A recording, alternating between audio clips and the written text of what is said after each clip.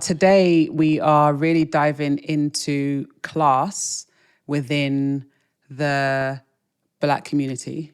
I actually cannot remember a time I wasn't aware of class difference. I'm seeing these Nigerian people who look like me in terms of skin color, the accent, it's all stuff I'm familiar with, but then they're in Belgrave, Harrods, Yep. spending ridiculous amounts of money. There's a Nokia phone, old school, and it's like diamond-encrusted. There's the goods that they buy, the amount that they spend, the cars that they drive, the houses that they live in London. And I'm like, yo, I did not know that existed in London. For the first time, I'm seeing the other side. And the other side looks good. I wasn't able to watch beyond, I think, about 15 minutes. Same. I really struggled with it. At the time, my reaction to it was strong and almost allergic. Even if I ended up with a lot of wealth, you got to remember that I come from Botswana. The level of flashiness and ostentatiousness when one attains wealth in Botswana is quite different to what I saw in those depictions of wealth. In my culture, if you stand out too much or put out too much wealth, it's not looked well upon. I think this is why sometimes people don't want to have conversations about race or class, is deep down, they feel ashamed. So it's much easier to believe in the myth of meritocracy, particularly where class is concerned, and that I have these things because I've worked hard. And it's not that people haven't worked hard to earn it, but sometimes there's also been a set of things that have facilitated that wealth accruing more quickly. It's a meaty one. Roots and Rigour, Rigour and flow. Roots and Rigour, Rigour and flow. Roots and Rigour, Rigour and flow. Rigour and flow. One. Welcome back to Rigour and Flow with me, Aiwan. And me, Tamanda, the show where business meets love. And culture meets critique. What have we got today? It's a meaty one. Like as if they aren't usually all meaty. That's true. Today, we are really diving into class within the Black community. It's an interesting topic, and I guess I just want to get straight into it. Okay. Yeah, and I want to ask you, when did you first realize you were middle class? We've spoken a lot about class. We've touched on it, but we haven't actually dived into it. Yeah, correct. Yeah, so when did you, go on. No, I was just going to say in the Black and British episode, we started to touch on it, but and as in class is one of the key markers of difference between the two of us. Yes. And how our lives have been shaped and gone. But yeah, we haven't gone in on it. So when did I first realize I was middle class is your question? Yeah, absolutely. If I'm thinking back, a bit like my awareness of race as a mixed race person, I actually cannot remember a time I wasn't aware of class difference. So obviously growing up in Botswana, one of the things that's really common for middle class people over there is that you will have someone who helps you with in terms of domestic labor at home because labor is so cheap there, right? And for many of my peers who had a so-called domestic worker, someone who helped clean and cook and stuff, that person would be someone entirely outside of their family. In my case, the person who was employed as a domestic worker was actually my auntie, as in my mother's sister. And so I was raised by my dad, my mum, and my aunt because she looked after everything at home. Okay. Now, what I wasn't really cognizant of then was the employment dynamic that she's being paid by my parents. To me, she was just my family member and my auntie. But it would be, say, at the end of the day when my mum came home from a long day at work and she would need to go home to where she lived, which wasn't in our house. Initially, we lived on a school campus. So sometimes my mum would give her a lift and I would be like, oh, can I come at the end of the day? And in short, we lived on a school campus. It wasn't a big place necessarily, but it was very comfortable. We had a fridge, we had ovens, we had endless TV things, we had books in the house, which is often an indication of middle classness. And we would take her to a place probably 5 minutes max driving from where we lived. And I don't know how to call that place. Slum is too strong, but it was definitely a place for working class people. There were some people actually who lived in corrugated iron at that time. You wouldn't find that today. Lived in corrugated iron? They lived in like corrugated iron type shacks. Okay. And certainly you had tuck shops near to the houses. Most people would have had a very, very small brick house there. But there were some people who had corrugated iron houses and shacks that they lived in there. Also, the situation is entirely different. We'd walk into her house. It would now be dark. She would have to put on a paraffin lamp because there was no electricity. There was no inside toilet. So what you had was a pit latrine.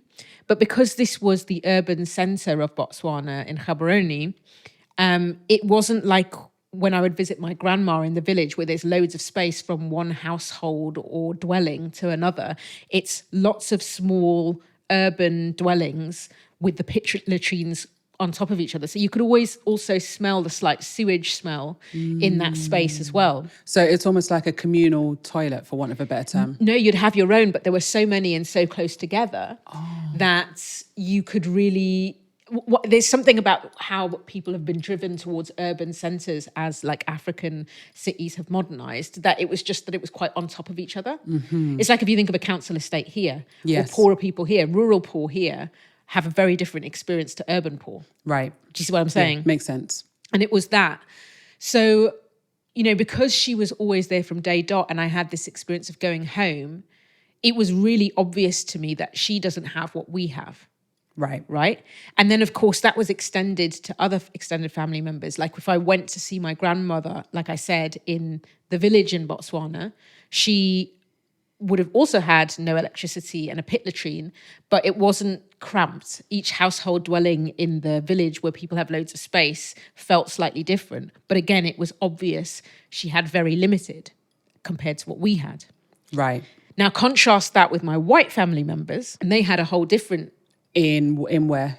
So both in Southern Africa. So I had relatives across the border in South Africa. Those were the ones who I met and knew best. Mm-hmm. But eventually I also moved to Northern Ireland, for example, and lived with white relatives there. Mm-hmm. So you could see it there. But in South Africa, for example, which were the first encounters, it was...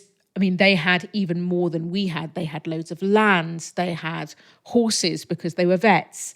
There were 5 children there. They lived in this really nice house. Inside their house were all these, refined things like nice china and nice silver crockery that came out when you ate at the dinner and you were supposed to have these proper manners. Mm. And so, I knew we didn't have quite as much as them, but we still had a lot of the same things. Right. But being between these two poles made it very obvious to me that I was closer probably to that side than to Black relatives or African relatives on the other side. And I was actually living a really quite nice life. And I saw many, many examples of that over the years, including when we moved out to the village with no electricity for a short period, mm-hmm. and then into a tiny village where there's a fence and you're on one side of it and the children in the village are on the other side.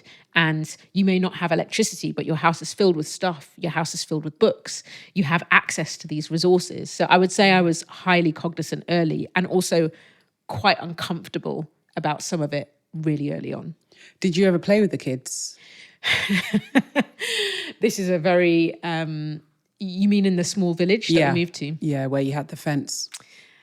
This is a really good question to ask me, because one of my abiding memories when I say I felt quite uncomfortable was by the time we moved there, I would have been about 11-ish.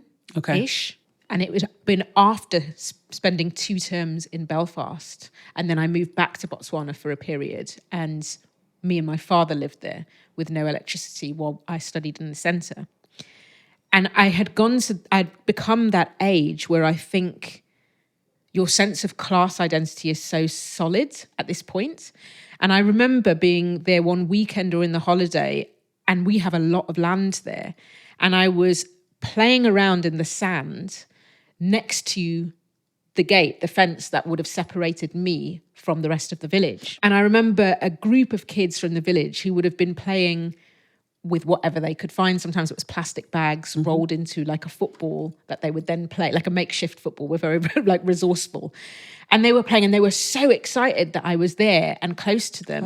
And I remember them coming to the fence and just being like, hello, hello. And me being like, hello. And then there being this language barrier and them wanting to talk to me and me wanting to talk to them.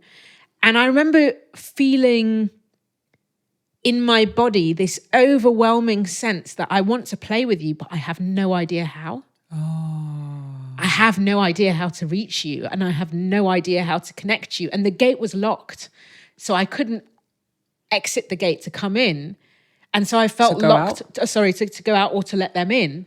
And so I felt locked off from the other kids in the village, not only in terms of language and communication and connection, but physically there was a barrier, which is, if you really think about it, it's like gated communities. There are these people on this side and there's these people on that side. Yeah. And I remember, I don't know that I had thoughts, but I remember feeling anguished. I remember feeling, I don't know whether it was a combination of guilt or shame or helplessness or I don't know what to describe, probably all of those things. A mix of emotions. I can even feel it as I think back to that moment. Yeah. You know, what's so interesting, because you mentioned language. I'm so curious, why didn't your mum teach you Setswana? We've discussed this. Yeah, that's true. On the mixed race episode. No, but it's particularly because you were in Botswana.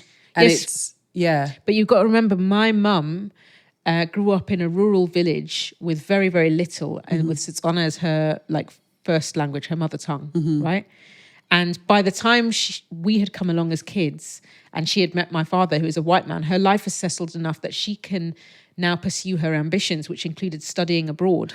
And many of the things, if you looked at it life from her perspective, many of the things that had escalated her progression had been English.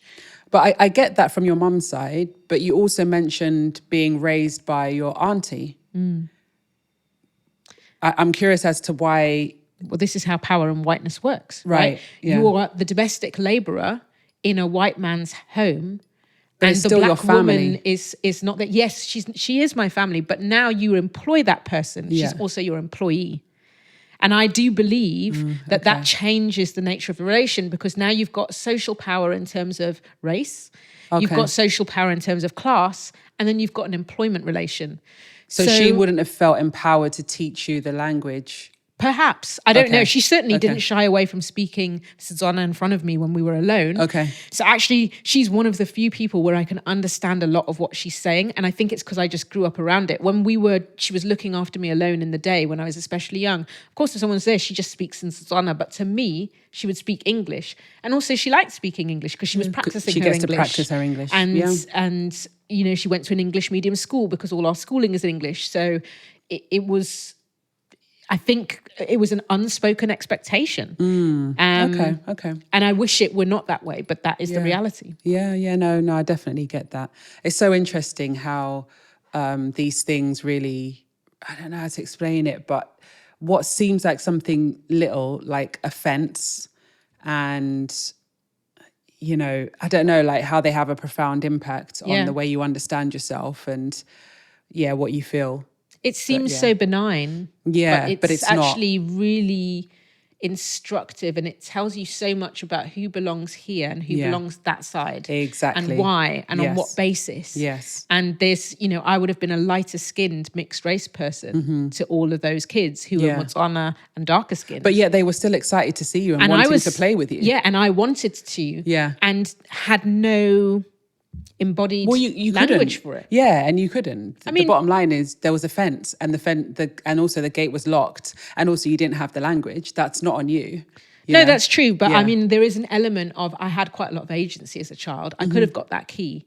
Yeah. Or asked for it. Yeah. But to do so would have actually, and this is how social structures work, it would have made me deeply uncomfortable. Because now I have to be vulnerable about my not knowing in the context of a majority of them who know more and are dominant. This is a recurring theme, because we talked about the dance in your school and how you wanted to learn the dance, but you felt that because you didn't speak the language, you wouldn't be able to access it.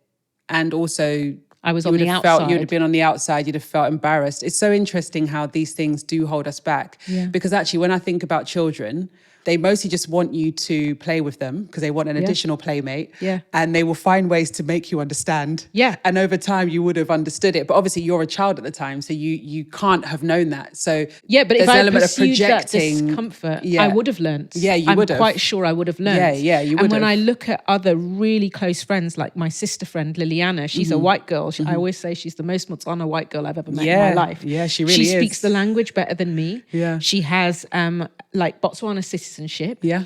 And most of her friends were Botswana people. Right. And her willingness to immerse herself in that way, I believe she was at home for much longer than me. I left very young, but I don't think that barrier would have shifted for me. Right. Because of the nature of my family dynamics. She has a mother who's a linguist, Julia. She's a teacher. Okay. So she also has this great desire and affinity for learning languages and has been in a family that have moved around and encouraged that. Right. But nonetheless, there is this, the way I look at it now as an adult is, it's a little bit like when white people say, oh, it would make me uncomfortable to be in a black space. Sometimes to learn, you have to be uncomfortable. And as a child, I could have got a key. I know I had in many other ways I expressed my agency, but I chose not to there. Yeah. Why? Yeah.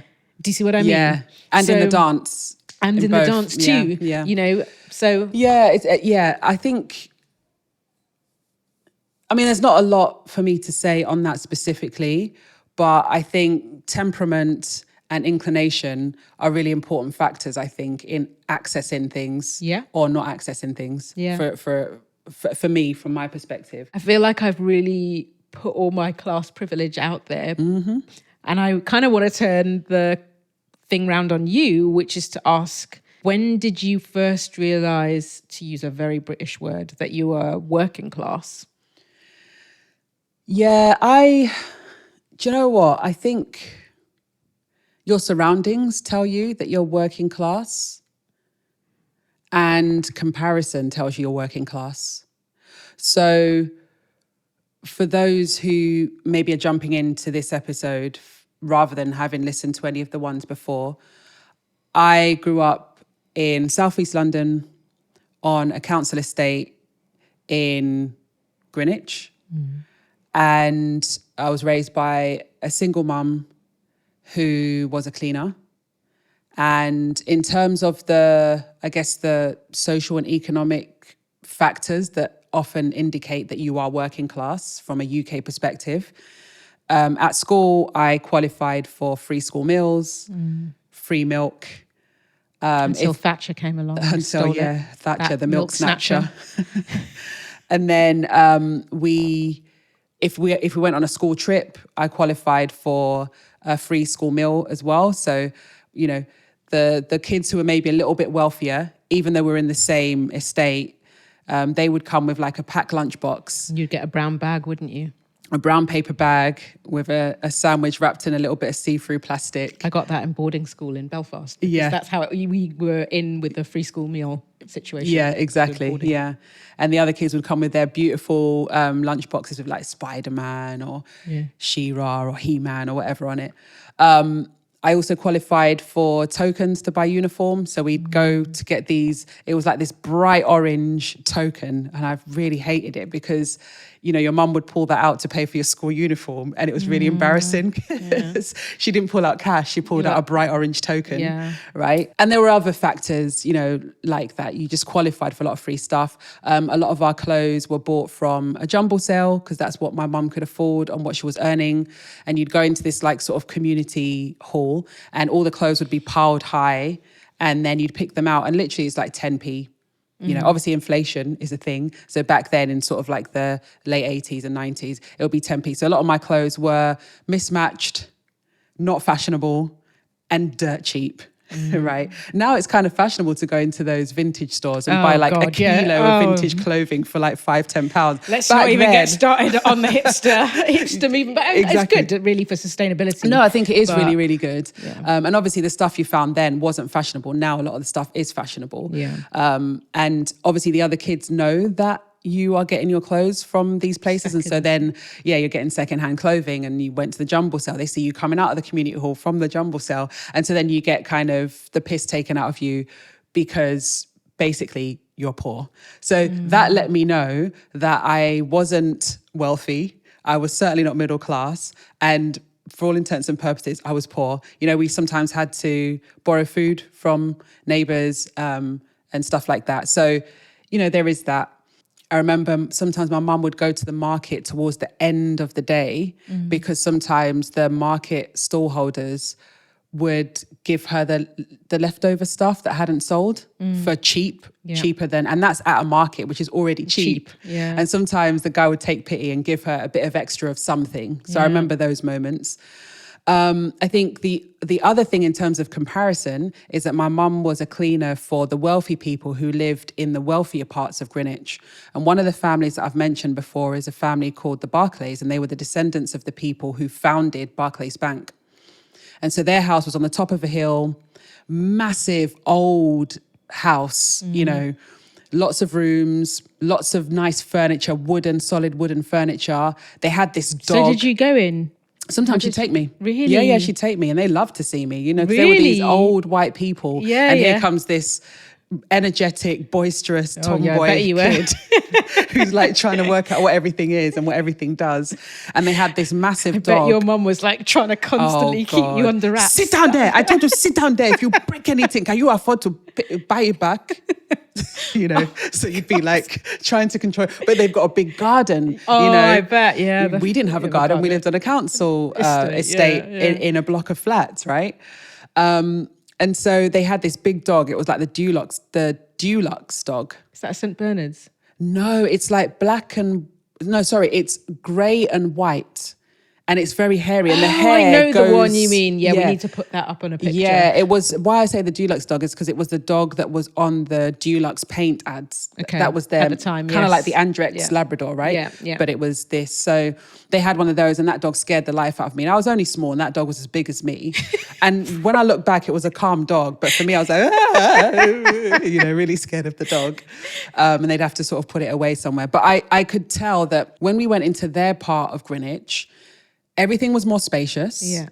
Everything was bigger. Yeah. The people walking around looked different and acted different. Yep. And it was more white. Mm-hmm. And when you went into the house, just by the sheer size of it and the amount of stuff in there, I knew that this was a different world than the one that we lived in. Yeah. So I could see it by certain things that society says, like I talked about the vouchers and stuff. And I could also see it by comparing myself to the worlds that my mum worked in. So I definitely knew that we weren't well off. And sometimes it was hugely embarrassing and humiliating in some ways.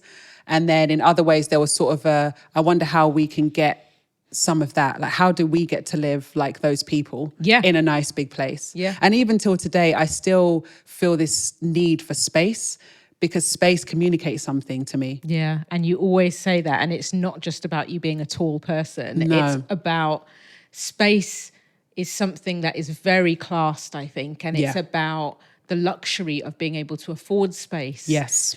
I do have some thoughts on what that kind of space does to intimacy and connection. Yeah, which we were talking about. Yeah, we were talking about that. Yeah, exactly, because I found that very, very interesting, actually. Yeah. But even now, when we go to travel and we're going to book an Airbnb, I always want as big a space as we can afford. Yeah. Because for me, that's like, I can stretch out. Yeah. I can find places to...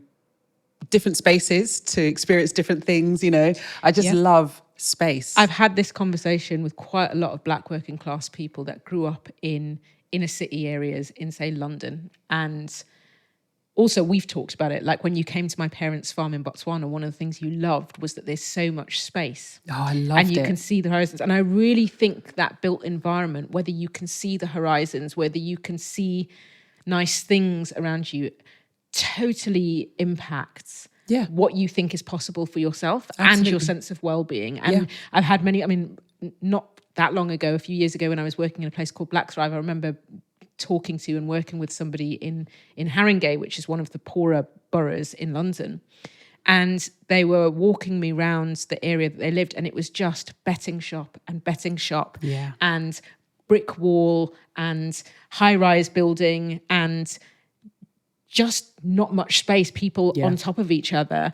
And she spoke to me about how profoundly that impacted who she thought she could be as a young person living on a council estate. Exactly, because people don't realise that it's not just the estate you live on, it's everything that surrounds the estate. Yeah. And she didn't realise until she moved somewhere else. Yes, exactly. Yeah. And I think that's where moving to Leeds, weirdly, although we moved to another council estate, and that council estate was even rougher, if you can believe it or not. But somehow, at least coming out of London showed me that there's something different. Yeah. At least, you know.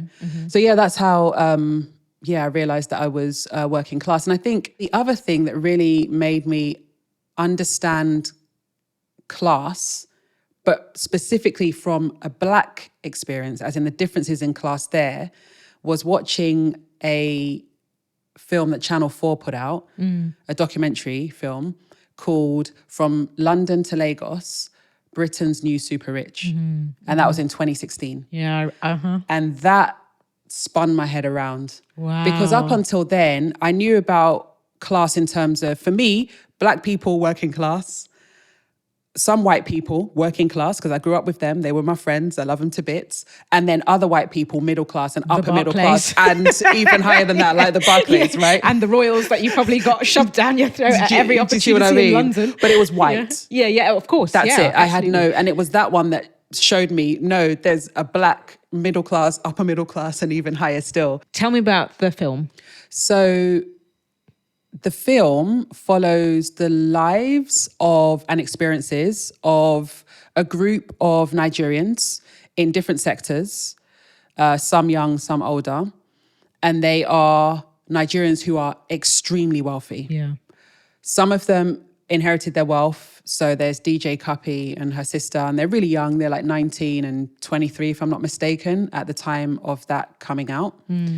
And then there's twin brothers, and they made their money through, I can't even remember, is it art or something like that? They're both lawyers. And then there's an older guy called Alexander, and he makes his money by supplying luxury goods to wealthy Nigerians, basically sourcing them whatever if they can think it, he will get make it made. happen. Do you know what I mean? He's one of those kind of guys. Brilliant mind, by the way.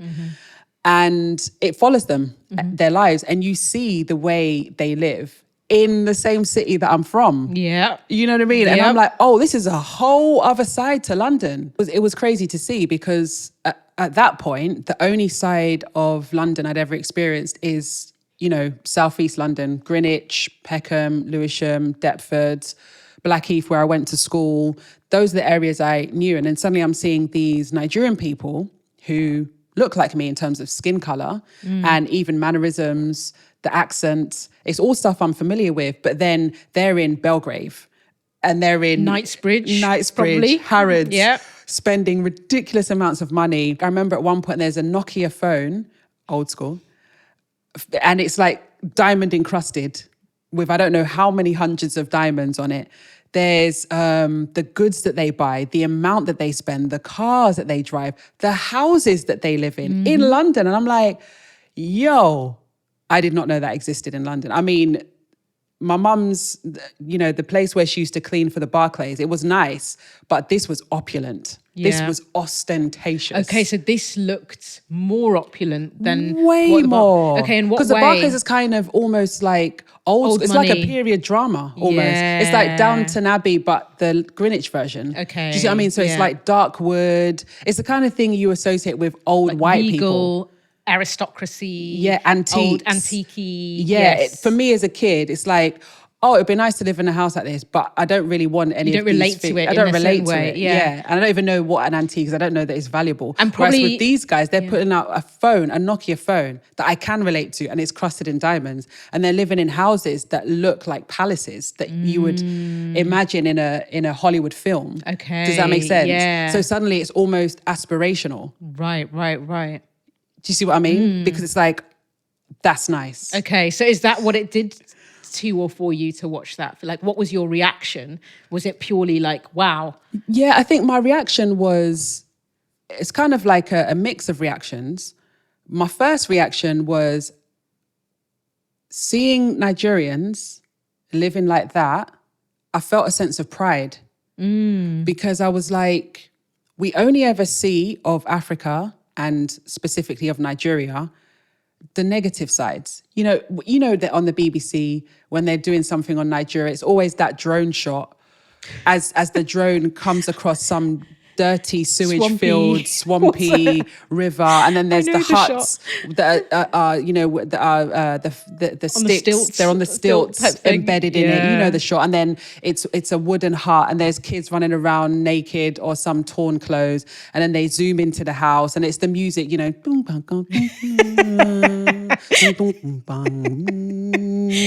which was composed by some white guy in a studio, to sound somewhere. African. Yeah, exactly. His idea of what sounds African, of course. Yeah, of course. And then they go into the hut, and then there's a forlorn, broken woman in there with 10 children. Yeah. And then the voiceover, obviously by a white man. Yeah.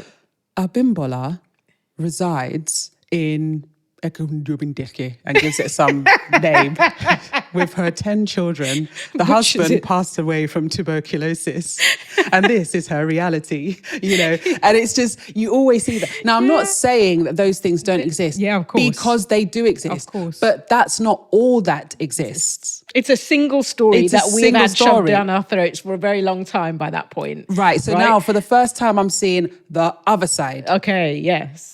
The other side. Yeah, the other side looks good. Okay. Oh, yes. It's looking appealing. I like that you're showing this other side to Nigeria because it's important that we see all sides of the story. So it's 8 years ago or whenever, but I was happy to see that. And I was proud to see us being represented in a way that isn't the usual. Same story every time. Yeah, that makes sense to me. That makes a lot of sense to me. Yeah. And so what were the other pieces to it? Did you then think, I want that as well, and that's going to define me? Or did you have any difficult reactions to it in terms of like, I'm here and they're there? Or I think at that time, II Studios would have been about 3 years old. About that, 3 years old. And so I was really just starting out in my business journey. And I think seeing that, it kind of made me go, if I work hard enough, I think I might be able to achieve this. It gave me almost something aspirational, if that makes sense. Did it make you want to make the documentary? Did it make you think, I could have made that film? Not at the time, because in those first years of II Studios, it wasn't film and TV. It was purely sound. Yeah. So I wasn't thinking along those lines. Okay, interesting. I started shooting my first feature documentary later that year. Right. Wax print. Okay. Do you see what I mean? Right. I had made a film. It's like a live action sort of narrative, scripted film, but not a documentary. Is that the ones you did in the church? Exactly. Like Bethlehem? Yeah, exactly. Okay. Yeah. Okay, super interesting. Yeah. So no real difficult feelings, mostly just, I can work to achieve this thing. Do you know why there wasn't difficult feelings? It was so far removed from anything I'd seen or experienced that I couldn't even have any. Because it's ridiculous. I mean, these guys are talking about going to Harrods and spending $100,000. They're driving a Lamborghini. Yeah. They've got drivers. They've got a massive mansion. It's so far removed that I can't even feel anything in terms of... I feel like there's a line sometimes with entertainment in that space where when it's probably very close to home, and I'll get into this in more detail with you as we keep discussing this, but when it's very close to home, it's no longer entertaining because it's not aspirational. It's... people often tune into reality TV for an escape. And if that escape, so-called escape, looks so close to what you already do, why would it be entertainment? Do you see what I mean? Exactly. So it would be entertainment if it's far away. It's aspirational. Yes. It's something you want. It's a little bit like, I always remember when... It's a different thing, but books. Alexander McCall Smith wrote a series of books about Botswana, the #1 ladies detective agency series. I loved that series that came out of that book. Yeah. Those books. Oh, so same. And Jill Scott was in it, wasn't she was fantastic. The accent was terrible, but she was we forgive her because we love her. We do. But anyway, they should have had more local actors. They had some. Yes. I knew some. Anyway, whatever. Another episode. That was pre-representation. It was. One of the things I remember about those books coming out, long before they blew up, I had read them because I grew up reading Alexander McCall Smith's, because long story short, him and my father and mother lived in the same place in Malawi. They knew each other. So I was aware of his books long before he became big. So I had read the #1 ladies detective agency when no one knew nothing. And I remember reading them and being like, I think I was in Belfast when I read my first versions. And one thing it made me feel was like so seen. I had never seen my country represented in a book, and a book by a white man that you could buy in a publisher's. But I also was just perplexed because I was like, he's just basically described how it is. Like, why is this a book? Like, I was happy because I felt seen, but I was just like, well, no one's ever going to read this shit because it's just... Little did you know. Little did I know that loads of people then went on to find these actually quite realistic descriptions of my life in Botswana fascinating because it was so far removed from what they were. And, you know, literally down to the school campus that I grew up on and that I went to school on and that my dad taught on was just there in the text, as was my primary school, as were these little villages and names that like my relatives live in. And I was just like, oh, I guess it is interesting and entertaining to someone who has no relationship to this thing. And this is why I always say to people who are coming into the industry, write what you know, because what you know, someone else doesn't, and it'll be interesting to them. Absolutely. Very often we limit things in the space that we are, like for the British, well, you know, British people already know that, but someone in China might not. True. So just write what you know and you will find there's 8 billion people on the planet. You only need like 0.1% to like your stuff and you'll be set for life. That's true. That's true. Let's hope it applies to podcasts. Yeah, I know. There was a moment in the film where Alexander, who sources luxury goods for the super rich, he has this suit made. It's a pinstripe suit and the stripes in it are actually threaded gold. And then he talks about how expensive it is for a start and how much he's going to sell it for. And then the dry cleaning bill, because you can't just dry clean it anyhow because the gold will melt. And so to dry clean the suit alone is £2,000. And I remember just thinking to myself, that could never be me. Like, even if I was super wealthy, I'm not buying something that I have to dry clean for £2,000. I'll just wear it one time and then it can just go in a glass container somewhere. We can just look put at it in your museum, your personal collection. That part, you know. But I think, like, looking back on it now, so I rewatched the film and I'm thinking more, like, obviously I'm older and I'm thinking about things like social context. I've become a producer, an exec producer. And so I'm kind of watching it with my producer brain and really thinking about the socioeconomic and political context in which this was made. So it came out in 2016. But it would have been shooting maybe for a year or two. We've done films for Channel 4 and people like that. So I know how long it takes for something like that to be made. So it's probably shooting around 2014, 2015, right? And I'm thinking, okay, so if I think about that period of time, there's a lot of massive shifts happening globally, but also in the UK, right? We've just come out of a financial crash. So the 2008 financial crash. The country is still reeling from that, particularly if you're a poorer person, right? So we're now in a period of austerity, cuts to everything. Banks were bailed out and people weren't happy about that because the people didn't get bailed out. You're also in a period where Brexit, so it's 2016, Brexit's happened or is about to happen. So there's a lot of agitation in the country, a lot of lies are being told. There's like, people are being split apart, leavers versus remainers. Like there's a lot of strife in the country around that time. If we go across the pond to America, we're coming to the end of Barack Obama's first term as a Democrat in power.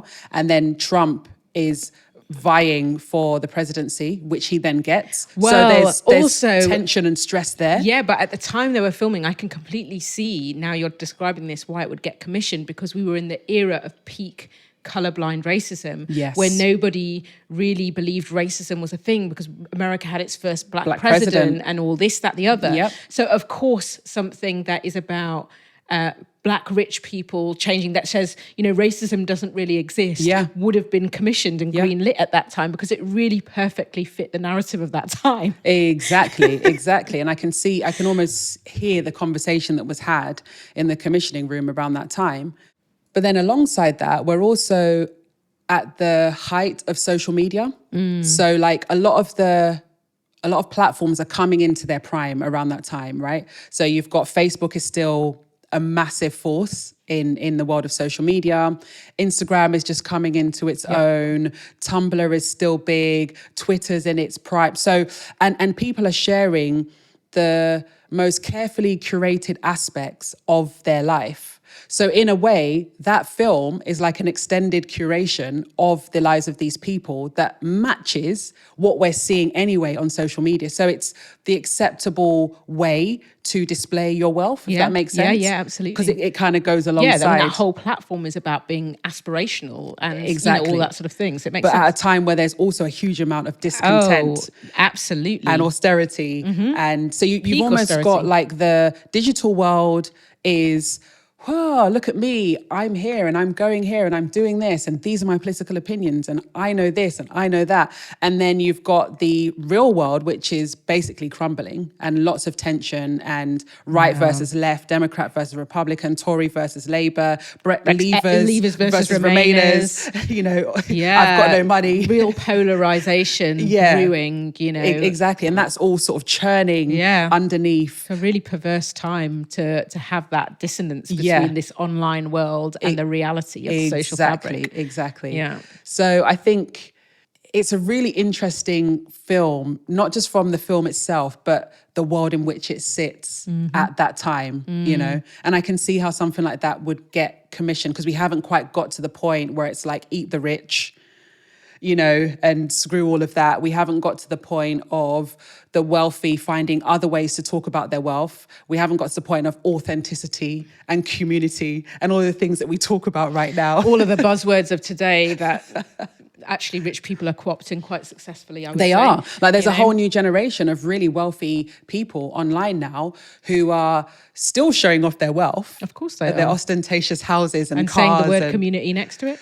Well, no, what they're saying now. So I think about, authenticity. they're actually saying, here's how my father and mother made their money. This is how they got to where they are. This is how the rich think about money. And yes, they think that the poor are this or whatever, but at least I'm telling you, I'm being authentic because I'm just telling you how it actually is so that you can learn from it and learn how to conduct yourself in these spaces or acquire your own wealth or manage the money that you've got in order to make it exponentially grow. So it's they're still doing the same thing. Yeah, but the discourse has shifted. But that's what discourse is. Yeah. It moves, you know, the same patterns and realities persist. Yes. But the language and the discourse shifts to retain and keep all the power relations intact. Exactly. Really. That's very so interesting. There are like people like... I was going to ask who, because I haven't landed in this corner of the internet yet. Oh, I have, because you know I love a bit of wealth. But yeah, so there's a few. So there's like We Are Privileged Few. Oh, okay. By someone called Albina Alieva. Okay. There's Becca X Bloom. Okay. There's Jay Tibbetts. There's quite a few of them. Oh, wow. And but it's really interesting that it's still there, just different. Yeah, exactly. Same, but different. Same. That's it. To say it the African way, same, but different. But different. But I'm going to definitely check them out, and we're going to link them in the show notes because I need to know what it looks like today. Yeah, and it is a bit of escapism, honestly. I love seeing their houses and there's a lot of wealth porn, I guess you could call it. No, there's wealth porn. I mean, I follow an account that's called, I think it's called literally house porn. Oh. And I love it. And some of the houses on there are just, they're just delicious. Okay, cool. Well, I mean, I haven't told you, I am completely agreeing with you on all the social backdrop of that time and that era. What I haven't shared is that I also watched the same film at the time it came out. You got to tell me about that. Okay, well, first of all, watched is strong because I wasn't able to watch beyond, I think, about 15 minutes. Oh, interesting. I really struggled with it at the time. I did rewatch it in the run-up to us talking about it today, which I'll tell you about. But at the time, my reaction to it was strong and almost allergic. Okay. Yeah, it was a strong, visceral. I just cannot. Okay. Why? I need to know. Before we get into it, full disclosure, I actually know one of the families that was in the film. Okay. So I went to school with the sister of who you named, DJ Cuppy. Yes. And Temi Otadola. And Really, really lovely girl, really lovely family. And I had They actually... seem like a gorgeous family. They seem really nice. I mean, honestly, I spent... And their mum. Well, that's who I was about to mention. Like, she's my hero. Like, she is... I'm sorry, but she's amazing. What is it that you love about her? Well, she's a self-made woman. She made her money in dry cleaning. Because at first, when it first started, the film, I thought that maybe she just married into wealth. But no, she's a businesswoman in her own right. Yep. She built her wealth through dry cleaning, and is a wealthy powerhouse in her own right. She's not in the film. You don't see her, but they talk about her. And I was like... salute you. She's also actually a beautiful person. Yeah. And you can tell by the way the kids are. Yeah, and by the way they even talk about their mother. Exactly. They have like such an affection. Yeah. And so part of how I know that is because I went to school, like I said, with one of her daughters. And one of the things about not having family in this country, if you go to a boarding school, is that they close the boarding school periodically for the weekend. Mm-hmm. And it's called an exeat, and you have to go somewhere. But since I didn't have family in this country, I would always go to a different friend's house, and I'd be hosted by loads of friends. So I've seen inside the houses of like many a wealthy person as a result of that. I want all the details. And all the different kinds of houses. I want to aspire. The new Lagos super rich type to the like antique style, Barclays style, and loads of land and, you know, whatever. Anyway, on I think more than one, because me and Ola, who's the other daughter, we were actually on the same work experience week together. We were placed in the same place in London, in Peckham. Actually, you do work experience in private school? You don't need to. Don't you just like get money and just live large? No, it doesn't work like that. Do you work? We went to Peckham Settlement. There was a whole bunch of class dynamics to that whole thing. Okay. Peckham Settlement is a place where a lot of Gypsy Roma traveller communities settle or move. We, as part of that work experience, worked in a nursery school, which was black run. Majority of the children in there were black. They lived in Peckham. As you can imagine, isn't Peckham called Little Lagos from... Peckham is Little Lagos. Yeah, definitely. So it was loads of Nigerians and Nigerian shops and stuff. That's where we'd sometimes go to get produce. Yeah. Or certain things that we couldn't get, like in Lewisham. Yeah. Yeah. Apart from the Gypsy Roma traveller community in that work experience time, which was either a week or 2 weeks, it was mostly Nigerians who... But why did they send you to that? Shouldn't they have been sending you somewhere maybe higher level? Oh, no. The internalized classism is crazy. Anyway, but honestly, we were actually probably the only two who got that kind of placement. Other people got very different placements. Is that because do you think that's right? Was it because you're black? I don't know, actually. I don't think too much about the dynamics. Because I got JD Sports. I got JD Sports. I was very, very happy to go to JD Sports. So I'm confused why you got sent into To be honest, I was really, hood. really happy because most of my time in a private school, my big frustration was that I felt we lived in a bubble and saw nothing outside of that bubble. Okay. And so that was a new experience of what it was like to be a black Londoner. Okay. And I hadn't ever had that experience. I think in the past, I've said the first time I had it was when I left school and went and worked in Brixton. But in fact, it happened before, during that work experience. It felt ick for a whole bunch of reasons. You're sending these like really privileged kids into this space. And what does that mean? And I think Ola and I had quite different reactions to the whole thing, which I'm not going to get into because it's a whole separate episode. But it was over that period that I stayed. They put me up in their family home, and every day we went from their mansion to Peckham. You can imagine the dissonance just in a day going between these two places. It was really quite... I told you at the start of the episode how I felt being the other side of a fence from young kids in the village I grew up in. It was that as well, and on crack. But the because fence was I'd never invisible seen this that time. wealth. Yes, the fence was invisible, and so we would go there, and they put me up as a family, and I think they also hosted me for another weekend.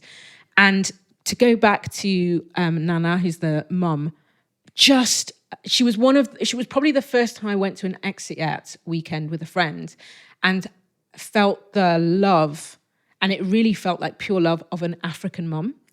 Because remember, most of the time I'm with white mums who are also gorgeous and lovely to me and whatever, right? But it's different. You know, I'd never tasted Nigerian food. She served me dodo. She served me your hot pepper sauce. We didn't have this in Botswana, so it was like my The mouth flavours. really blew off. Yeah. But I loved it. She was just, of course she had loads of people working for her, but she was just a beautiful, nurturing person. She took an interest in Botswana. She took an interest in my culture, which my other friends' moms did too, but it was an exotic, far-off place. Yeah. Whereas she was like, oh, I hear great things about Botswana. Botswana's this. And, it didn't come with that stereotype of Africa or this far off feeling. It was like, oh, what's your place like? And, this kind of thing. And then she was super supportive of me and Ola, who both were into singing, and we would just sing in the kitchen and enjoy ourselves. And she was just like, oh, you girls are so talented. And it was just so affirming. And she was like that with the other, with Temi and Kapi, who were also in the film and who were so young at that age. They were younger teens. It must have been about 4 or 5 years before they filmed. Mm-hmm. And you can see why they've had the conviction to go off and do those things, because with a mother like that, I feel like she was super, super affirming. And even I could feel that as someone who was not her child. It sounds like you had a good experience with that family. Yeah. So why did you have such a hard time watching the film? Yeah, okay.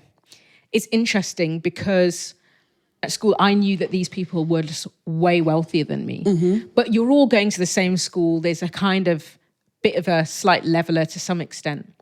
What happened when I left school in 2004 is that the idea that there was a leveler and there was anything meritocratic was completely blown open. Because, of course, many of my peers, their parents got them internships. Maybe they went straight and worked into their family's businesses, or they didn't have to go to work. They just went straight to uni. And then their parents, as you saw in the film, funded their trajectory into the creative industries, which, by the way, was what I was doing at the time. So I think one of the reasons it was so hard for me is, unlike you, who's like, this is so far from anything, for me, it was so close to everything. And yet, in the intervening 10 to 12 years between us all leaving school and me now watching this thing on Channel 4, my trajectory has been completely different. The bubble that I was so keen to burst at school has so thoroughly burst, because when I leave school, there's no family. So I'm straight out into the world of work. I didn't go to uni. And of course, by choice to a large extent, but I've spent a lot of time with Black working class people. I've been in working class jobs, and many of them, from retail to nanny to whatever, okay, somewhat temporarily. But even then, when I get employment, it's all in work within working class communities. It's in the prison system. So my worldview at this point is really quite profoundly altered. I've seen a financial crisis. I've seen what it's meant, austerity has meant for many of the communities I've been working in. I've seen the closure of community youth centres and so on and so forth. And so to confront this huge wealth alongside that, I found it brought back those feelings of shame and triggeredness that I felt on the other side of the fence. We shouldn't be just displaying this. What is, like, I couldn't reconcile the two things. That's really interesting to me, because again, for a third time, we're now talking about shame and discomfort. And that seems to be a recurring theme. Yeah. From the kids on the other side of the fence, the dance, and your projection there, and then now watching this and feeling shame. I get where you're coming from. But I'm like, where does that come from? It's total projection. Don't get it twisted. Yeah. Like, I know, that, and this is where going back to, I watched it again in the run up, and I was almost dreading watching it because I thought it would bring it all up again. It actually didn't, weirdly, but we'll get to that. That shame is deeply familiar to me, because it's the shame I felt also when I had to unpack my relationship with racism. Right? When I had to think about, what does my proximity to whiteness mean for me? What does it mean that I have this in my lineage? And what does it mean for the work I do in the world? Am I just a fraud? Is it really driven by shame? Is it what's actually driving all these things? What does it mean that in my blood are people and people who I love, who talk about the person who works for us as the girl or the boy, but who are also the other people I love, and I feel ashamed to be part of that. I feel ashamed that I can't do something to fix that. I feel ashamed because I know the impact of that on people I love. And I can either choose to ignore that and just align myself with it. But to get to anywhere productive, I first have to feel a level of shame. And I think this is why sometimes people don't want to have conversations about race or class, is deep down, they feel ashamed. So it's much easier to believe in the myth of meritocracy, particularly where class is concerned, and that I have these things because I've worked hard. I have these things. And there are some of those narratives, even looking back at the film, by the way. You know, I've worked hard to earn this. And it's not that people haven't worked hard to earn it, but sometimes there's also been a set of things that have facilitated, you know, that wealth accruing more quickly. Well, that's including in my case. Yeah, and that's one of the criticisms, because I went through some of the comments around that time that came, is that it's inherited wealth. A lot of the youngers, they've inherited the wealth from their fathers and their mothers, and are now displaying it ostentatiously in ways that are maybe a bit tone deaf. Yeah. Particularly in the context, you know, Nigeria, a lot of Nigerians live in abject poverty. The context in the UK at the time with austerity and the financial crash, and then you're displaying all of this wealth, and it's not even your wealth; it's from your fathers and your mothers. Yeah. So that was one of the criticisms at the time. Yeah, and even watching it back, I you know, of course, I am bearing in mind that this was done when they were 19 and 23. Yeah, and they were young. And also. But yeah, I mean, there really was quite a lot of that, comparisons to Marie Antoinette. And, you know, some people have graduation photos, we have magazines. Yeah. And when you know the people and you've enjoyed their company, it's harder. So the desire to distance yourself from that, even though you are kind of that, actually, you are. Yeah. It's strong. Yeah. And that's the only way I can describe it, right or wrong. I'm just being honest about how I felt. Do you think you'll ever reconcile these parts of you, the shame that you feel, and the fact that you are middle class and you have had a lot of privileges and stuff? Do you ever think that you will? I know you've done the race stuff, brilliant, but this side of things, do you think? Where are you at in that? I think the fact that I had a very different reaction to the film watching it a second time suggests something has shifted. Do I think I'll reconcile? It depends what you mean by that. For me, shame is not a bad thing. It's how you metabolize it and what you do with it.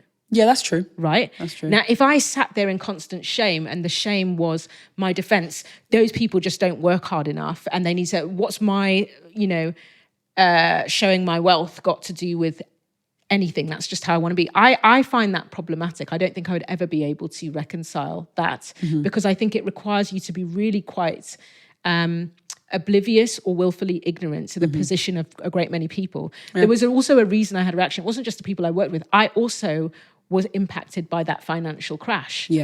So I'm seeing it in my own life and I'm seeing it play out even worse in other people's lives. Right. And I think that when I think about the kind of world I want to live in, I accept we don't live in a perfect world, but I think we could have less class and wealth inequality than we have.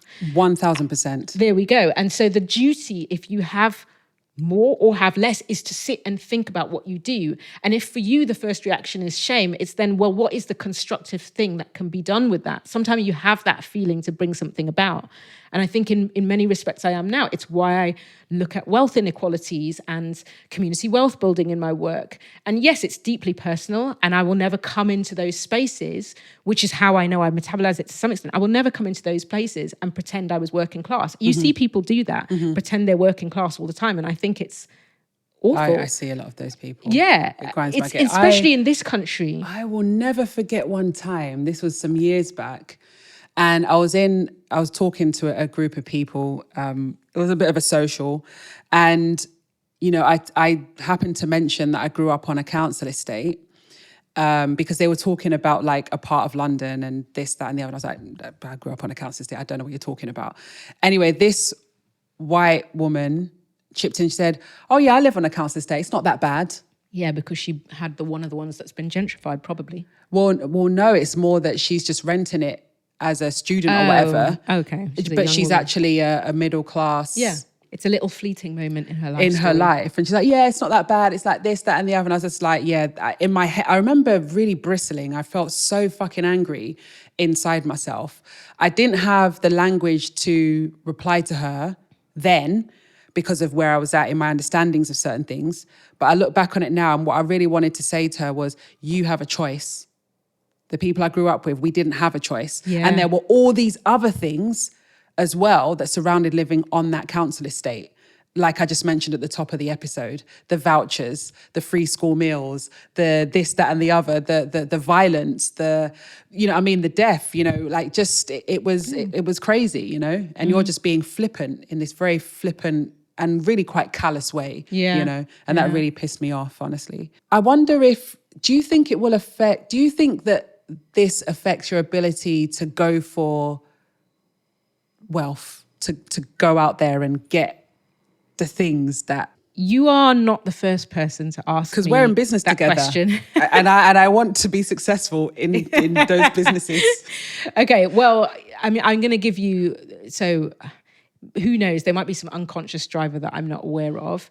I have had that put to me in romantic relationships before, where people have, especially working class people, have said, "Oh, if I had your background," you've said similar things. If I had, the things I would do with it, and the things, the moves I'd make, that and private the school money education, I'd make, shit. you don't even know that the jobs, not even the jobs, the business. We're wired how we are. We're wired, aren't we? I actually think I'm quite good at. I'm quite good at going and getting things. You are. The thing is that what mostly drives what makes me want to get things are values-driven things. Now, maybe somebody will psychoanalyze me. I was actually thinking the other day, what would happen if people psychoanalyzed us? I'm sure they'd tell us what I'm about to say is utter bullshit, and actually there's some driver going on that means this. But I don't think I have a problem with money. I really don't. I don't have a problem with going out there building wealth. Is it my main driver in life? No. But I'm not afraid of having it or getting it. What I have a problem with is inequity and people having money when other people have nothing, and we could be doing something about it. But does that make you not want to have money then? I like nice experiences. And yeah, but even that took time, because when I first met you, you were doing... That's because I've been living somehow, like a pauper as a divorcee for a while. But I did, I've been around nice things. I like clothes, I like food, I like all sorts of things. And I want everyone to have those things. Somebody's going, not realistic, champagne socialist, blah, blah, blah. But you know what I mean? I think okay, let's go to it. It seems like you don't believe. The way you're asking the question makes me think you think that I have some sort of barrier to earning. I do think you have a barrier, maybe not to earning, but I think you have a barrier to... Allowing yourself. And so that creates a barrier to earning. And I do believe that your mindset towards a thing affects whether that thing comes to you or doesn't come to you. It's very, very simple. It's like if I go into a room and someone comes up to me and my face, I've got a screw face and my arms are crossed and stuff like that, they're going to not come to me. They're going to move away from me because it's just like, oh, this person doesn't want to talk, or they're angry or something or whatever. If someone comes into a room and I'm like smiling and I'm warm, like, hey, how you doing? They're going to come and have a conversation with me. And I believe that follows through into every aspect of your life. If you are positioned in a way that's like, wealth is this and then the wealth won't come to you. But if you're open to it, whilst knowing I still want to address the things I address, but I'm also open to wealth, then I think it will come to you. And I wonder about that. Well, I mean, actually, one thing I would say is that maybe my positions on some of these things have shifted, because the longer Because you're married to a Nigerian. Well, that too. But also the longer I've been in this world, what I've realised is the people who get to make change are the people who have the power and the wealth to. Exactly. And that's the bottom line. Exactly. And I realised that a while ago. Yeah. So I'm willing to, I'm not going to go and defend it. Sometimes the people around you can see things about you better than you can see them in yourself. There's probably an element of truth to it.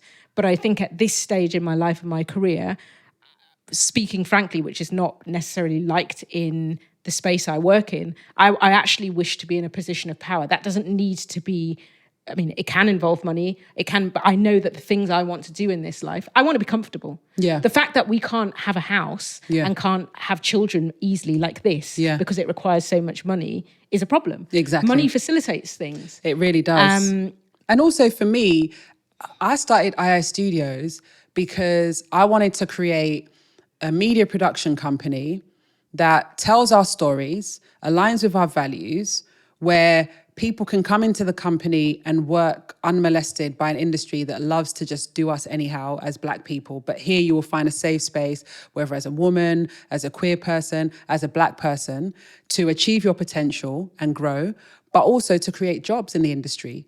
Jobs that are... Yeah, I would want to do that. Do you know what I mean? So for me, it's not even just about the money. Yeah. It's about the things that building that business also provides for your community. So that's what I'm saying. I want to be a job saying the creator. same thing that I would say. My motivations aren't necessarily money. I have an interest in seeing the next generation come through. That requires power, which probably requires money, or money amasses around that power, whatever. I have no problem with that. But I think it's an interesting question you're asking me, because as you're talking, I'm thinking back to things you've said to me at times where you somehow feel a guilt or a shame or a distance from the people you grew up around and your community and the estate. And maybe there is a part of me with money that goes... I don't feel shame. No, I'm talking about, okay, choose another word. There's times where you've described to me, I eat this kind of food now, and before I used to eat this food, and there's and it doesn't even reckoning. taste... Like, even when I try to eat some of the things that we used to eat back then, like, I don't know, it might be like a snack from like Asda or something, which just sounds so horrible. But I eat it and it doesn't even taste nice anymore. Because your palate has changed, because as you've had more money, you've been able to buy better quality food and whatever. Exactly. And so you notice it. But there's something in that. Substitute the word shame for guilt, feeling alienated from some old part of yourself. Something. Maybe there's an element of, will I be even further alienated from parts of my family that I want to feel closer to? That's why I say somebody else would have to psychoanalyze me to figure that out, or maybe you're already better placed to do it than me sitting here saying. No, for me, I'm not even trying to psychoanalyze. I think in a way, our tagline is where business meets love. Right? That's the first half of our tagline, where business meets love. And this is a discussion that I think epitomizes that. Yeah. Because we are in a relationship. I love you, you love me, but we're also in business together. Yeah. And our backgrounds and the things that have shaped us will have a profound effect on the business that we build. That's true. As partners. Yeah. And that's the reason why I'm asking the questions that I'm asking. It's not even trying to psychoanalyze. It's just trying to understand us. Yeah. And I think you challenged me on this quite recently, actually, about my rates and what I charge. Absolutely, because I don't think they're high enough. Yeah. I really don't. I'm like, for someone who went to private school and talks the way you talk, with the qualification that you've got, shit, if I had all of those things that you have, man, you're not getting me for less than £2,000 a day.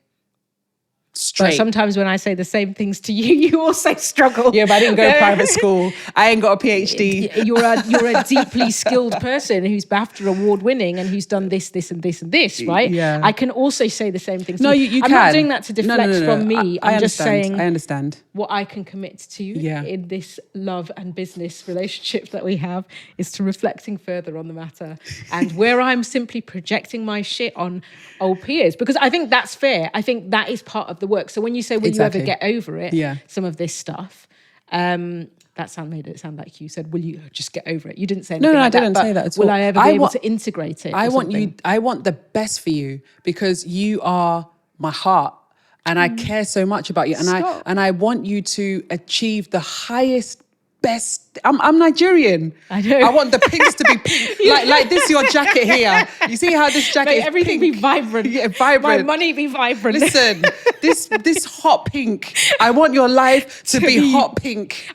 You want me to be a flamingo, just elegance. Listen, elegance on one leg, just in the lake, just doing yoga posing, beauty. Flamingoing. Yeah, I want your pinks to be pink and your blues to be blue. I want your yellow to shine like the sun. That's what I want for you. So if we have my green to be emerald, but not envy. Exactly. Budum-cha. But yeah. So that's where Your that's jokes where will really tell on you. Maybe it's really just They envy. really- Maybe that's listen, what it is. Maybe that's what it is, you know. And sometimes we have to really ask ourselves the difficult questions and go That's to true. difficult places. It's true. It's true. Because while I don't want a Nokia diamond encrusted phone, I want the house. I want the house. I want comfort. I want ease, and I want soft life. And then to bring my people up. Do you know, one of the Yeah. things I'm proudest of with II Studios Yeah. is that in the time that it's been in existence, I could have just been on a job claiming a salary. But actually, in the almost 12 years it's been in existence, I have employed people Yeah. from my community. Yeah. I have trained people have. in my Many. community. I have people who come back to me 10 years later Yep. and they say, I am now working in Royal Albert Hall Hall. with the skills that you taught me at the As- mixing desk. At the mega church. At the mega church, Yeah. or at II Studios. I'm Yeah. now editing for this person. I've won this award for Yeah. this, for that. And I am I've achieved something. Yeah. The thing that I set out to achieve. Yeah. Do you know what I mean? Absolutely. And that is what I deeply want for all of us as a Black community. Yeah. And in fact, I know I said I wanted to talk about this, but when I was rewatching From Lagos to London, Mm-hmm. one of the things that really caught me by surprise was the deep love and pride and affection I felt watching DJ Cuppy and Temi, who Yeah. probably won't even remember me because it was Yeah. one fleeting weekend. They will in their remember life. I you. doubt it. Because of their But- sister. But anyway, carry Maybe, on. Yeah. but we haven't really kept contact either. But my point was, I mean, at the time in the film, Cuppy's talking about like not wanting to live in her father's shadow and Yeah. wanting to build this thing. And there's this moment where she goes to Capital Extra, I think. She's working with this DJ there. Yeah, DJ Abranti. Yeah, do you remember that moment? I do. Okay, what do you I remember do. about it? No, what I loved about it was her humility, because she's at the point where she's at the beginnings of her career as a DJ. He's obviously an established DJ. And she's like, how do I build my audience and like build a career kind of like yours? Which I think is quite a vulnerable sweet. thing to Yeah. ask, you Yeah. know? And then he's just like, yeah, you know, at first he kind of mocks her like, what, your money can't... Yeah, he said, and that's what I meant. There was quite a class Yeah, dynamic like, there, 'cause you've got money. and you could really see it kind of stung her a little bit. Yeah, yeah. He said something like, "Yeah, what? Once you finish traveling the world," basically implying on Daddy's money. Yeah, yeah. And she had really. I think it would have taken a lot for her to ask. It would have, yeah. And she was really vulnerable in that moment. But then, you know, he gives her some advice. And I was like, looking at the advice, I was taking notes. I was listening to his advice and taking notes. I was like, oh, we could learn some things for Rigour and Flow. Yeah, from this. Let's take some exactly. notes there. Call Exactly. DJ Abranti. Yeah. But yeah, no. And he gave her really solid advice. And I could tell that she was really taking it in. Yeah. And, you know, to build her career. Yeah, and one of the things he told her was host your own nights, like a Yes. night with DJ Cuppy. And he said, even if it's like 5 people the That you first time, know. then the next time it will be 10, then the next time it will be 50, the next time 100. Before you know it, you'll have 2,000 people. Precisely. And you look back at it now with what she's achieved, because she then goes on in this film to talk about how she's in these London clubs and she's getting booked and she wants to do it in London, not Nigeria, where people can't say it's daddy. Yes. And she's like, people don't know anything about Afrobeat. They don't know anything about Nigeria. Yeah. And you think back to the time that she would have been Yeah. filming, which was what, 2015? It would have been 2014, 2015. Yeah. Afrobeat was not what it was No. today. It was not necessarily the popular thing to do. Both of them were showcasing wax prints as a contested African fabric, but an Yeah. African fabric Of course, nonetheless. yeah. And they were going in playing Afrobeat in clubs. And I think Introducing I the felt- world to us. Exactly. And I felt that is what a young woman with purpose, a clear vision, and the right backing and wealth can do. She has been part of a critical movement that we've referenced multiple times in Yep. this podcast Yep. that has put Nigerian music and Afrobeat on the map. Of course, with all the other artists and the many other people who have different backgrounds. But I felt actually just a huge and immense amount of pride for her that I don't even know that I feel like I don't know her enough to feel pride, but I felt so much pride. Sorry. Are you all right? Yeah, sorry, I just didn't expect to get emotional over that. But yeah, I did. I just think that's why I'm not afraid of it, because if that's what you can do with a vision, good. Yeah. That's what we should be doing. Absolutely.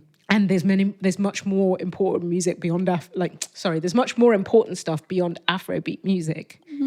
I mean, it's important because it comes back to that thing of seeing them on screen representing something alternative to what the BBC likes to show. Exactly.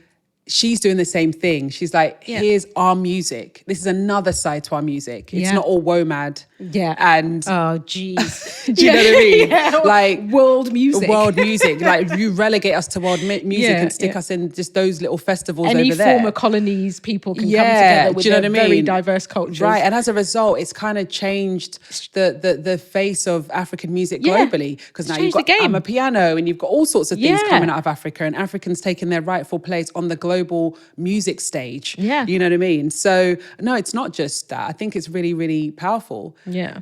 What are you feeling? I'm feeling a lot of things. I think sometimes because I feel like it's not just pride. It's pride, maybe it's also grief. Like, this is the thing, I have strong feelings about everything and I seem super logical and analytical. But yeah, it's probably the stuff we talked about. It's quite complex and difficult to disentangle. Yeah. Shame and guilt and desire and envy and pride and a desire for a different thing. But, you know, it also challenges me to see that she's done all that. Yeah. And, you know, there's a what would you think I'm feeling? Let me tap into my inner Freud. Also, I haven't had any contact with them for years, and that also feels a bit sad. Yeah. I'm talking about people like I don't this is it. have any contact with them, because I don't really. I think Sigmund has told me. Tell me. That it's not just pride. That's the feeling that I got, is that it's... Do you want my real... I want you on it. I think it's going to be confronting, but yeah, I think it will be yeah. confronting. Yeah. Yes, there's pride. Yeah. But I'm also wondering if underneath that, there's that could have been me if I'd have made certain choices around that same time. Interesting. I didn't expect you to go there. Not as a DJ, but certainly doing things on that level, on that scale.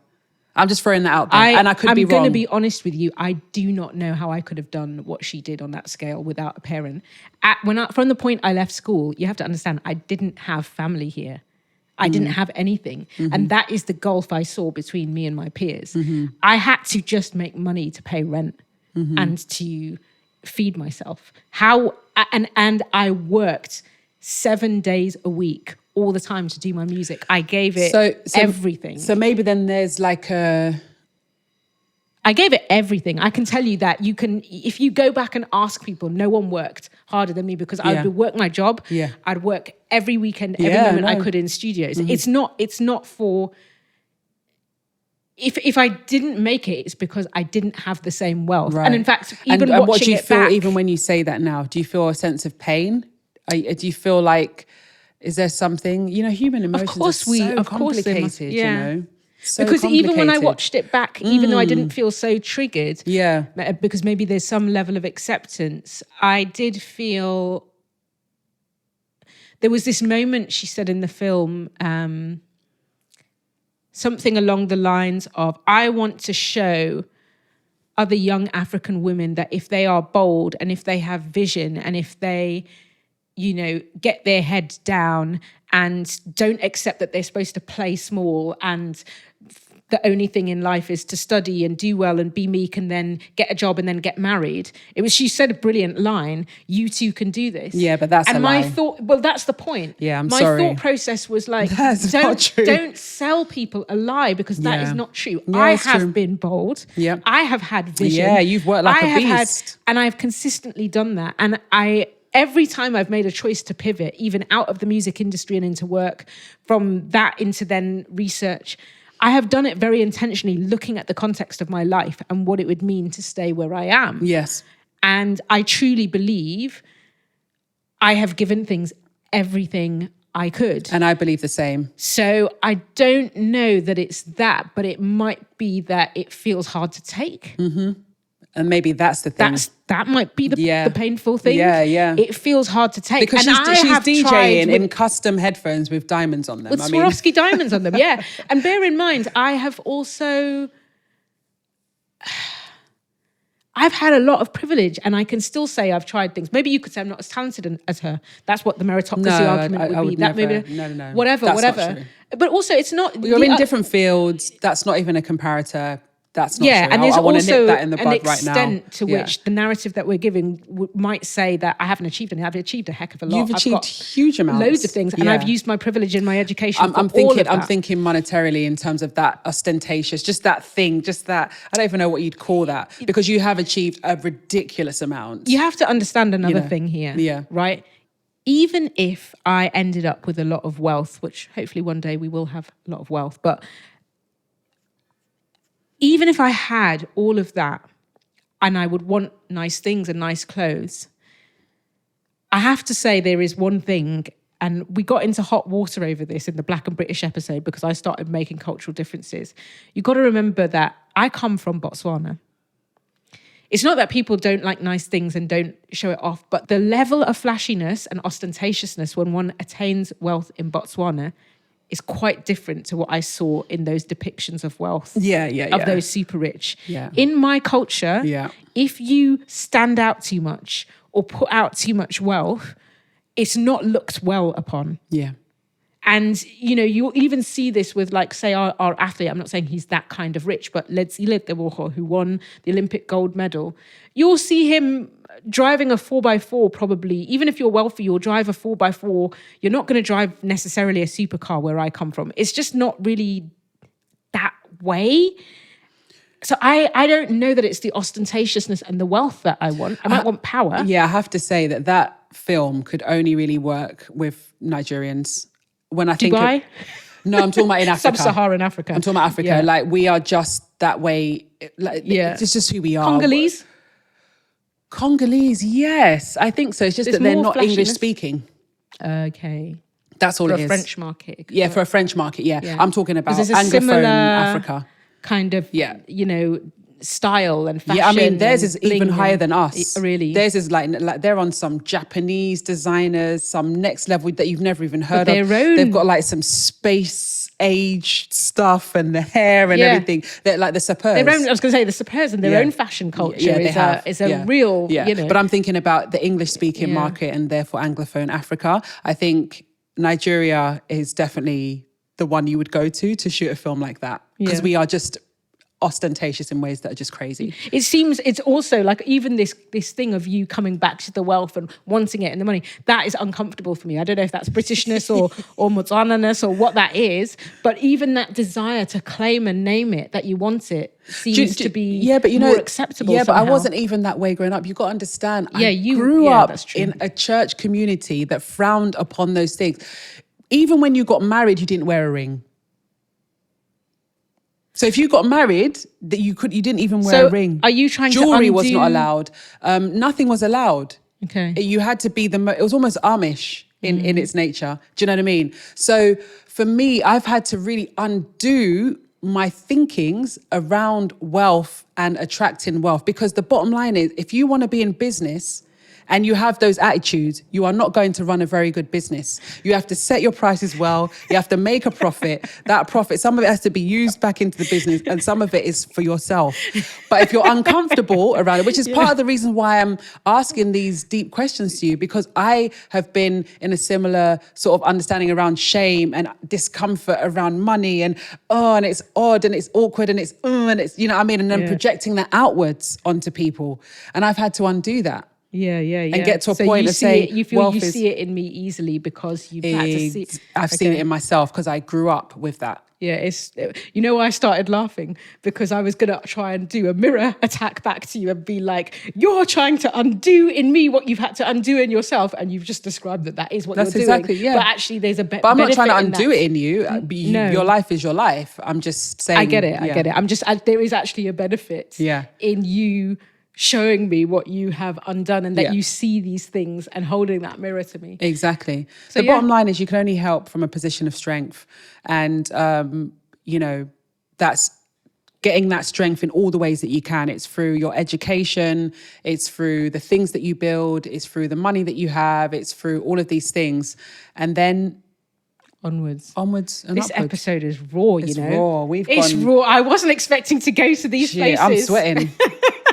If you like raw conversations, please don't forget to subscribe, like, comment, and also tell us in the comments, what is your relationship like with class, money, all of the questions that we're exploring. Yeah. And also go watch the film, because I'd really love to know how you see the series and the film, and where you land on me and Tamanda's positioning on the spectrum. Maybe you can psychoanalyze us. Psychoanalyze me. Tell me what the hell's going on. I'm not sure I'm ready for that, but we could try. We can. There is like one more thing I want to say. I do agree that I have a lot of work and reflecting to do, and there's stuff that I'm projecting into these things. But I think there are other things going on, which is that the realities of wealth inequality are stark, and some of the people we saw in the film are not necessarily encountering that, apart from the one guy who grew up on a council estate, right? Yeah. And I would be, as much as I've said all these lovely things about the people I knew from school or whatever, and this is not at all about the Otadolas, the people in that film, but other people I went to school with, there was a lot of never speaking about class or wealth, fine, because you didn't need to, because they had everything. But also there was a lot of subtle digs. Like I remember people at the local state school being referred to as chavs quite often. I mean, even in terms of my introduction to Nigerian culture, as I've told you before, I got that going to school. And there were things that I had never heard of that I understood to be classed.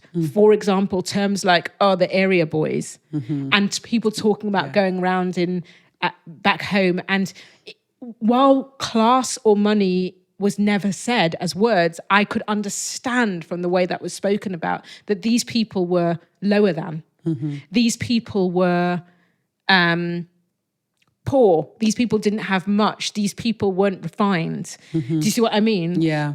And so looking down on. Yeah, and you've got to remember that I'm hearing that, making good suspicions and guesses that these area boys are like some of my family members back home, right? Yeah. So it feels a little bit like going to my own family and hearing the person who is my uncle be referred to as the boy. Right. It's deeply uncomfortable. When I it's not just, it's about me and the people I come from and what it means to not speak out against something. It feels like a betrayal of my family, right, as well. So it cuts deep. It really does, and maybe that's a displaced feeling. Maybe I shouldn't have that, but I do. I have that. So I've always had it with race, with class, with all sorts of things. Because you're deeply empathetic. Like as a person, you are very, very empathetic. Maybe and tapped in. Yeah, but what does empathy mean? Like maybe I'm obscuring. I don't know, but I feel it. No, and what that's does that the bottom mean? line. I don't know. Maybe you're not. What's wrong with empathy? Maybe it's misplaced. What does empathy mean if it doesn't translate to changing something? I think that's But you why are the change changing piece of it Yeah. and metabolizing the shame into some sort of action matters to me. Exactly. Because I can't fix the world, no one can, but I want to do something in my corner, even if that's creating jobs in our companies. Yeah. Something Yeah. bigger than that. That doesn't have to make people objects of pity or people to be rescued. Yes. Something that just means we can build meaningfully together as a people who've been overlooked. Yeah. Right. And that is also a big part of it. And it's also why, I don't know if you remember, but in our last episode, we spoke about an old school peer who anonymously... election palaver. Yeah. Yeah. They anonymously came along and were not happy with the way I had presented recollections of school and talked about Yoruba culture, Nigerian culture, class, race, or whatever. And for me, I really feel that we have so much conversing to do as a collective. Like in this country, Black people have been treated as a monolith. It's like when you were talking earlier, you said, I had never understood that black people had this stuff because I'd only been around working class black people. Policymakers, people in society, people who distribute funding tend to think that all black people are the same. Yeah.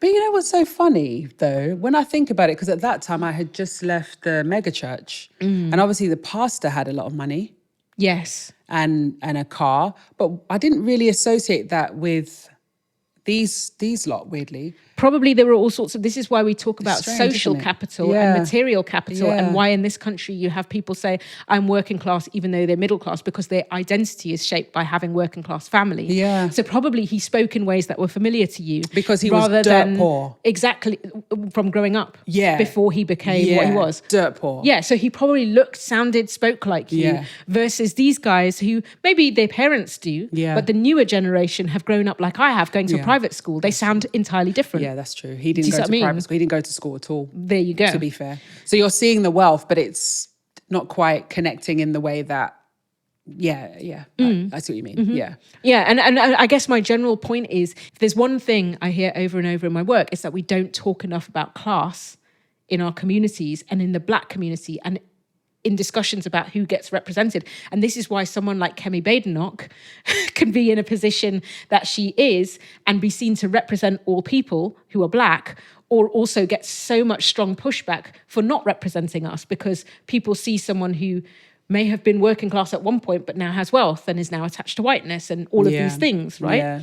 I mean, she just looks down on her own. She looks She's down shocking. on her country and stuff like that.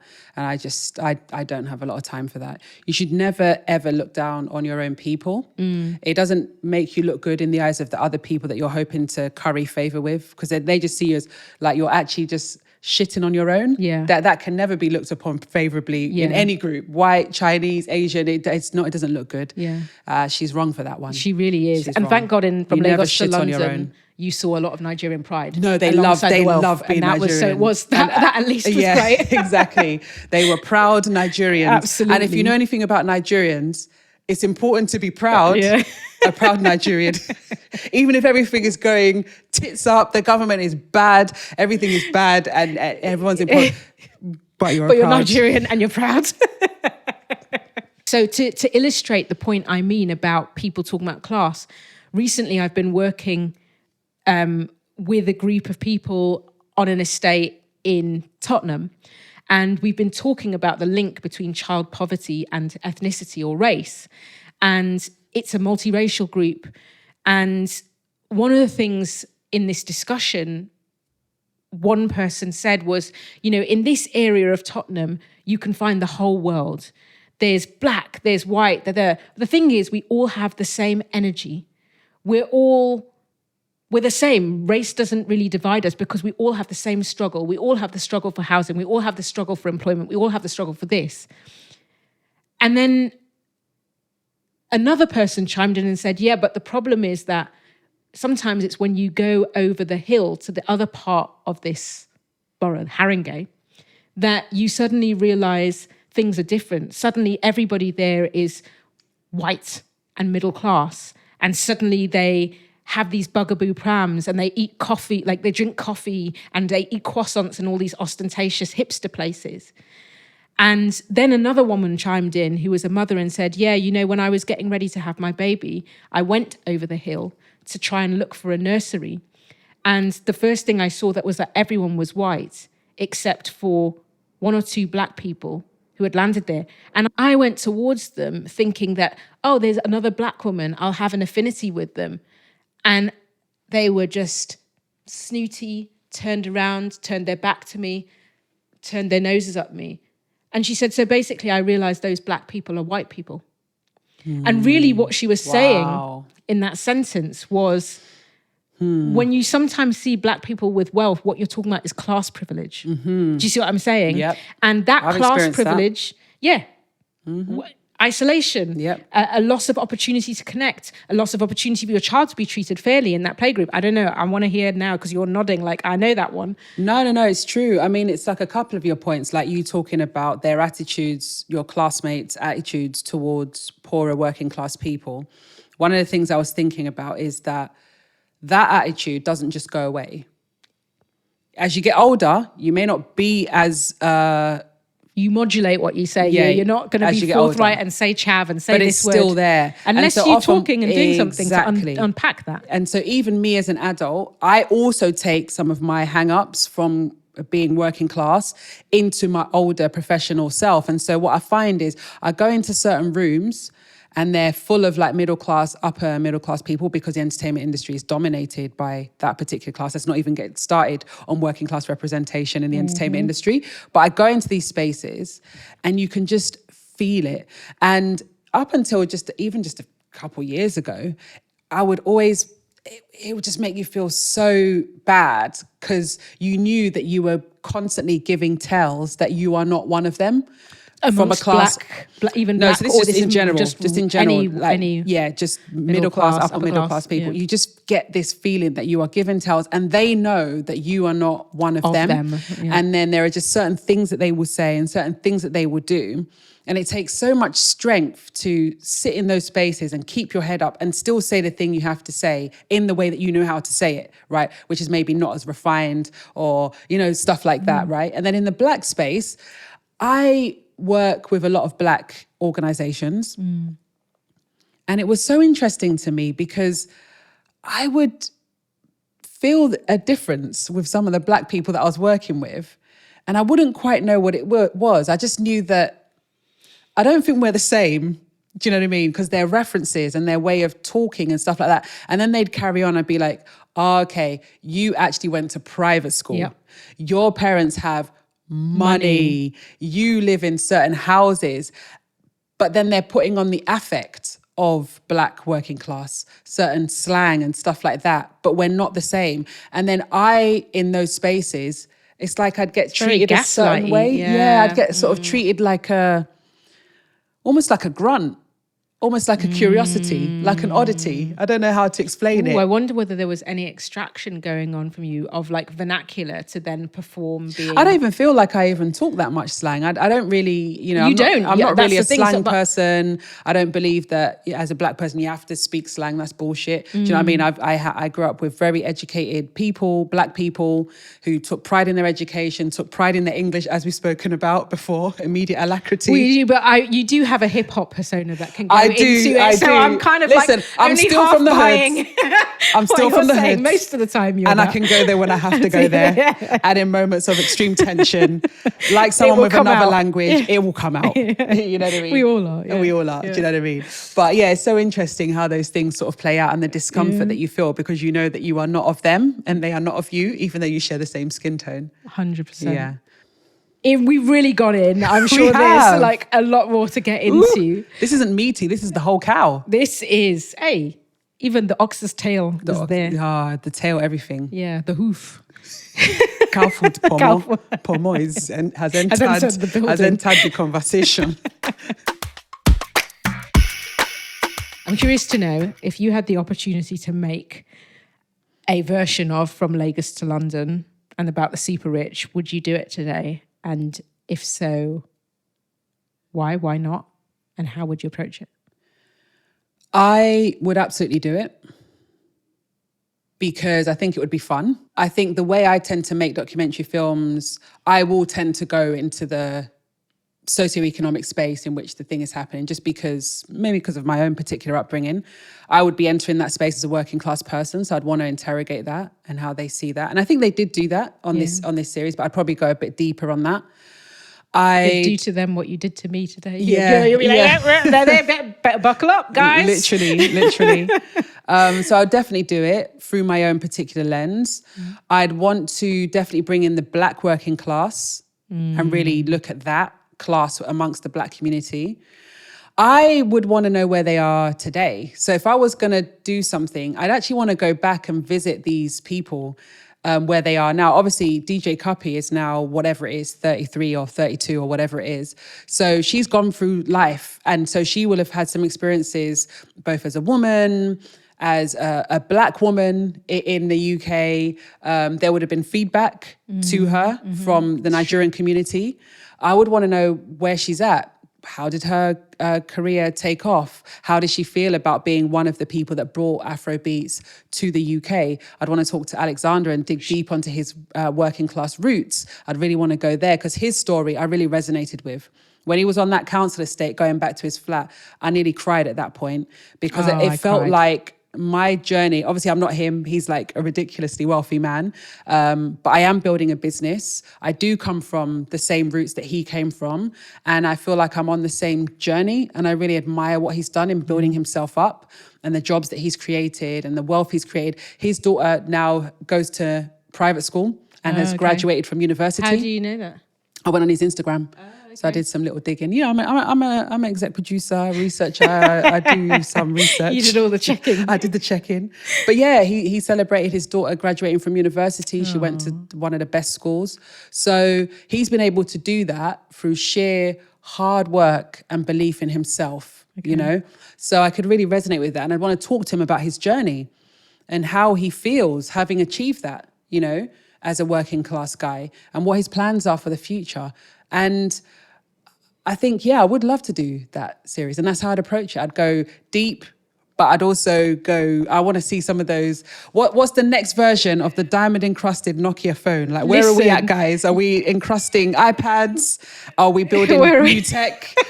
Have we, like, where are we, guys? What cars are we driving? Well, I can tell you, I'm sure there's a lot of that going on. There's a Cuppy, from what I know from Instagram, obviously has continued to sustain her love of dogs and continues to look after her dogs. Lover? She also does a lot of philanthropic work in and on the continent. I love that. And her sister Temi, from what I know, she's done incredibly well as well, obviously. And I think she's married to Mr. Easy. And I believe they have a podcast, actually. No. Yeah. I want to go on that podcast. I mean, good luck to us trying to get an invite onto that after this. Well, you don't necessarily have to have Dr. Tamanda Walker. I can come as Aiwan. I'll give a few nuggets and sound bites. Please do not judge my wife by my ways and my errors. Thank you. And I'm sorry. Teach me your ways. So that she can make me rich and I can sit uncomfortably forever. With your Birkin bag. Hi guys. I'm really uncomfortable. I'm going to hide. I'm really uncomfortable with this bag, so I'm going to just put it down.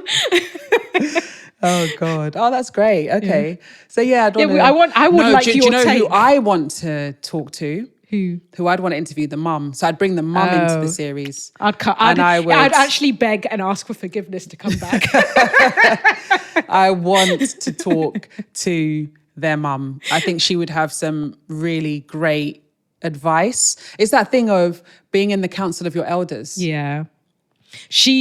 I would love a talk with her about what she did. And if there is anything out there, I want to find it so I can even just start to listen to it even now. Yeah. You know? I just only seriously hope I haven't offended anybody because... Oh no, you've offended quite a few people. But it's okay because what's life without a bit of offence? Oh no. The rich people going... I've said it.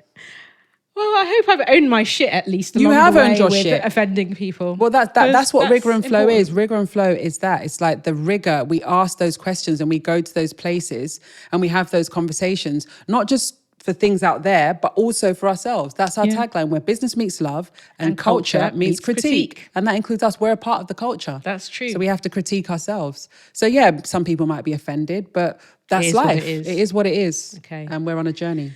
All right. Well, if you also want a bit of rigor, flow, and offence in your life, you can like, comment, subscribe, leave us a review. Let us know only if you love us and we aren't offensive or we're only offensive in the right ways. If it's a 1-star, keep it moving. Thank you. And goodbye. And also, if you have some spare change, because you are one of these super rich, feel free to send it our way. We don't yet have a Venmo or a PayPal, whatever they use to be sending payments, but you can get in touch. We'll give you our account details. The lights go down as you say it. It's like, cut. But yeah, thank you so much for watching. We really appreciate you.